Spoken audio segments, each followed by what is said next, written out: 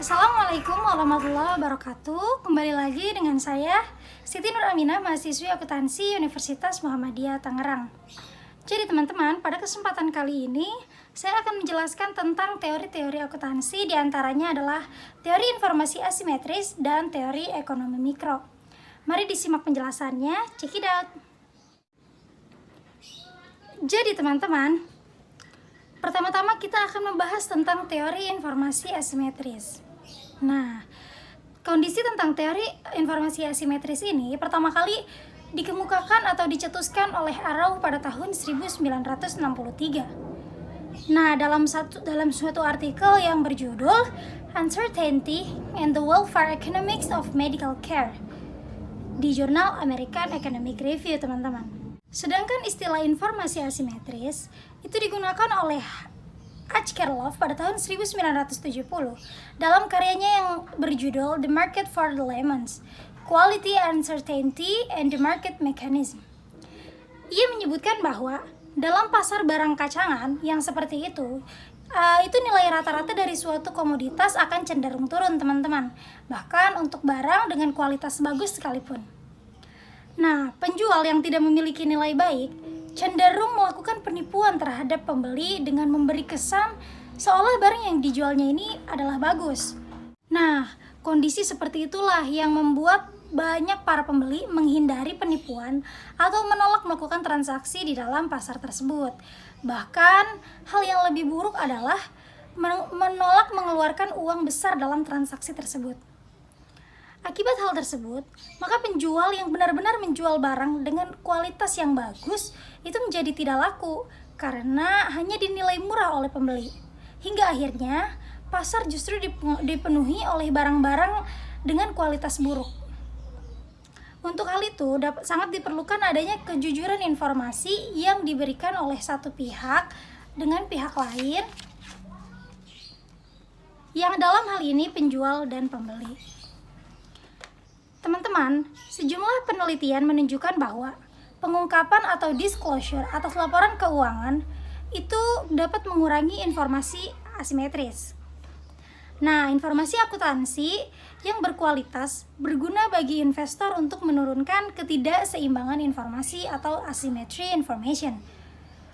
Nah, ketika terjadi perbedaan informasi yang dimiliki antara si investor dengan agen perusahaan, yaitu ketika investor memiliki informasi yang kurang lengkap, sedangkan si agen perusahaan memiliki informasi yang lebih lengkap, teman-teman.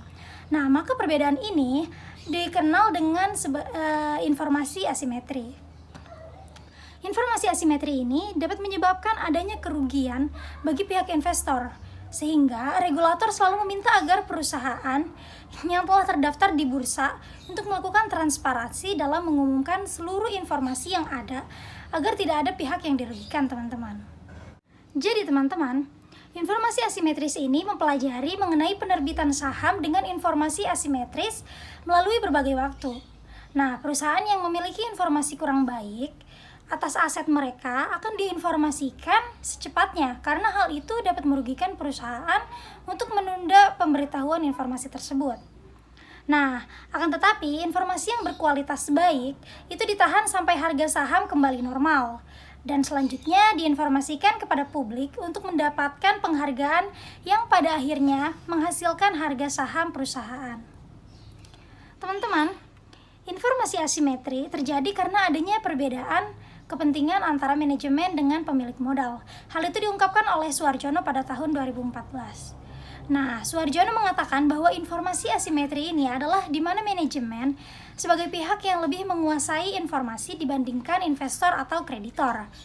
Nah, karena manajemen dan investor atau kreditor merupakan pihak-pihak yang hubungan kedua pihak tersebut dipandang sebagai hubungan keagenan, dikhawatirkan akan terjadi asimetri informasi antara kedua pihak tersebut dengan manajemen sebagai pihak yang lebih menguasai informasi. Kondisi informasi asimetris ini sangat mempengaruhi cost of equity, teman-teman. Karena apa? Karena apabila pihak eksternal perusahaan seperti investor dan kreditor tidak memiliki cukup informasi terkait perusahaan, maka akan timbul kerugian atau keraguan bagi pihak eksternal tersebut untuk menanamkan atau meminjamkan dananya terhadap perusahaan yang akhirnya nanti akan mengurangi modal yang didapat perusahaan. Hingga akhirnya nilai cost of equity-nya semakin tinggi karena perusahaan harus mengeluarkan biaya yang lebih banyak agar usahanya untuk menambah modal itu tidak sia-sia, teman-teman. Sebaliknya, apabila pihak eksternal perusahaan mengetahui secara lengkap tentang kondisi perusahaan, maka hal tersebut akan semakin memantapkan para pihak eksternal dalam mempertimbangkan untuk menanamkan saham atau meminjamkan dananya untuk perusahaan, sehingga nilai cost equity-nya juga semakin kecil. Jadi teman-teman, kesimpulannya adalah selain variable dependent cost equity, teori informasi asimetris juga tercermin melalui variable independent asymmetric information, teman-teman. Nah, apabila ketimpangan informasi antara pihak manajemen dengan pihak eksternal, terutama pihak eksternal lebih sedikit dibandingkan informasi yang dimiliki manajemen perusahaan, maka kondisi tersebut lebih banyak merugikan perusahaan terkait, teman-teman. Hal ini disebabkan apabila perusahaan tidak melakukan transparansi terhadap laporannya, maka pihak eksternal tidak dapat mengetahui prospek perusahaan di masa yang akan datang, hingga meragukan untuk melakukan pengambilan keputusan terhadap investasinya. Oke, baik teman-teman, itu adalah penjelasan dan makna dari teori informasi asimetri. Selanjutnya kita akan membahas tentang teori ekonomi mikro. Apa sih yang dimaksud dengan teori ekonomi mikro? Jadi teman-teman, teori ekonomi mikro sendiri adalah sebuah cabang dari ilmu ekonomi yang mempelajari tentang perilaku konsumen dan perusahaan, serta penentuan harga-harga pasar dan kuantitas faktor input barang dan jasa yang diperjualbelikan.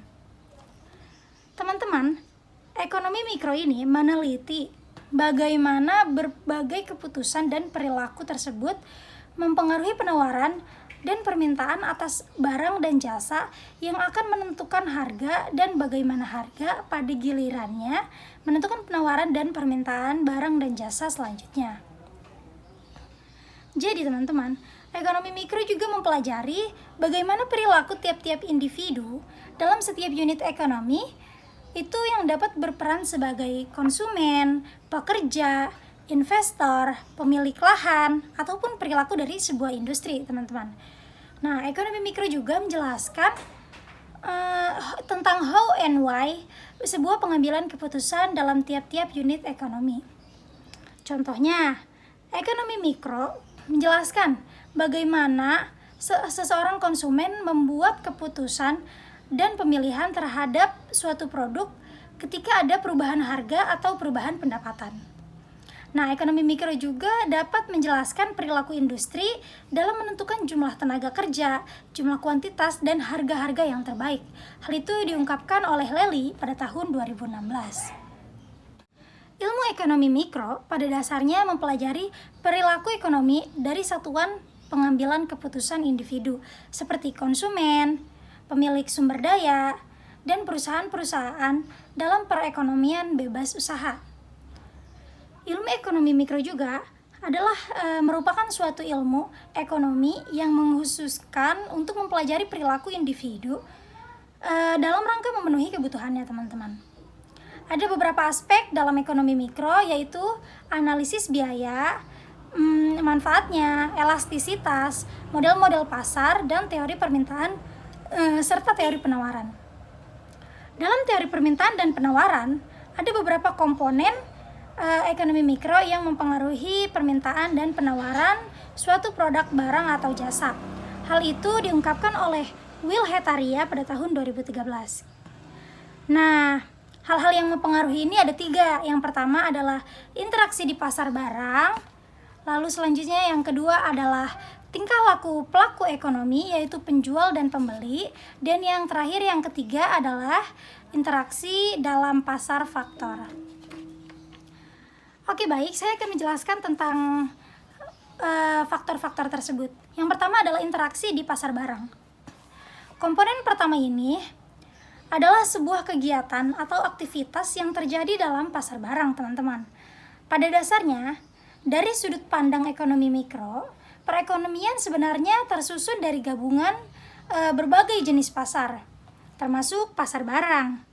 Nah, dengan begitu, corak perekonomian bisa diketahui dengan memperhatikan corak operasi yang dilakukan oleh pasar barang. Interaksi yang terlihat yang dilakukan dari pasar barang adalah kegiatan tawar-menawar antara penjual atau produsen dengan pembeli atau konsumen di pasar tersebut. Aktivitas ini secara tidak sadar bisa membentuk suatu harga yang telah disepakati oleh kedua belah pihak yang bersangkutan. Nah, kesepakatan harga yang terjadi ini yang bisa menghasilkan sebuah harga yang seimbang di dalam pasar tersebut. Adanya teori ekonomi mikro ini itu dapat mengetahui dan menganalisis permasalahan yang ada di dalam interaksi pasar tersebut, teman-teman. Nah, kita lanjut ke poin kedua, yaitu adalah tingkah laku pelaku ekonomi, yaitu penjual dan pembeli. Nah, yang dimaksud dengan tingkah laku penjual dan pembeli di dalam sebuah pasar adalah merupakan salah satu komponen yang menjadi fokus kajian dari ekonomi mikro, teman-teman.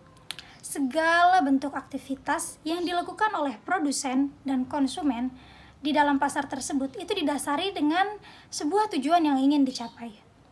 Nah, pada ekonomi mikro, perilaku konsumen adalah bagaimana caranya si konsumen ini dapat memenuhi kebutuhan hidupnya dengan pendapatan yang terbatas. Sementara para produsen itu tingkah laku yang menjadi fokus kajian pada ekonomi mikro ini, yaitu adalah bagaimana produsen bisa memperoleh keuntungan yang semaksimal mungkin atau yang sebesar-besarnya. Ada beberapa asumsi yang bisa digunakan untuk menganalisis perilaku ekonomi dari produsen dan konsumen yang ada.